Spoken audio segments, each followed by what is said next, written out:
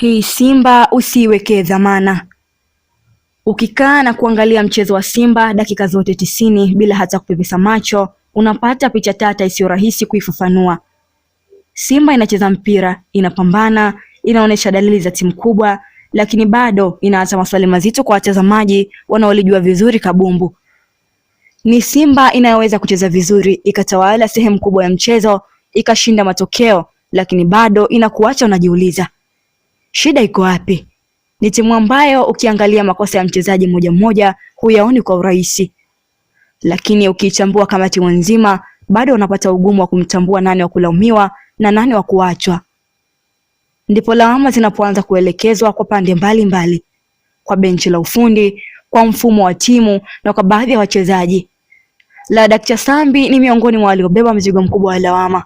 Kiwango chake kinatajwa kuwa duni, na kwa hisia za mashabiki wengine wamefika hatua ya kumwona kama mchawi, wakimaanisha uwepo wake uwanjani hauleti matokeo chanya kama yanavyotarajiwa.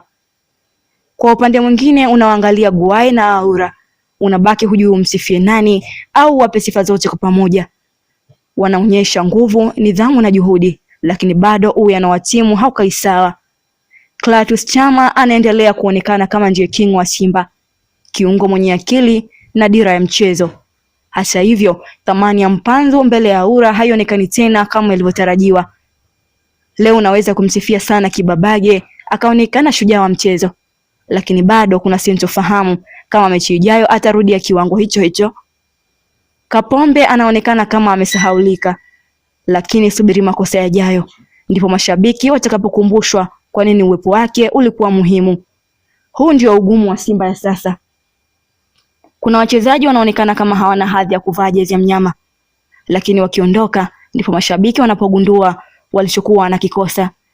Si mlimkataa Ateba, leo jaribuni kuuliza anafanya nini huko aliko sasa. Kama mpanzo hafai, basi apewe nafasi aondoke. Kama Kibu si lolote, basi apewe go ahead. Lakini soka lina busara yake, na busara hiyo inatukumbusha msimu mzito sana. Usiache mbachao kwa msala upitao.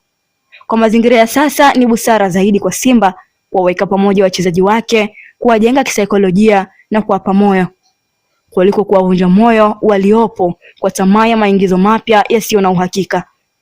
Ushindi wa leo, sifa kubwa zinapaswa kwenda kwa Guaye na Aura. Ndipo utakaposikia mashabiki wakisema Simba hii ndio tulikuwa tunaisubiri. Lakini ukweli unabaki wazi, Simba bado sana. Na kama katika michezo ya CAF Champions League Simba itaendelea kucheza kwa kiwango hiki, basi mashabiki wajipange kisaikolojia. Dhidi ya timu yenye uzoefu mkubwa kama Esperance de Tunis, chochote kinaweza kutokea. Mimi ni Ajmina Ibrahim wa Spurs.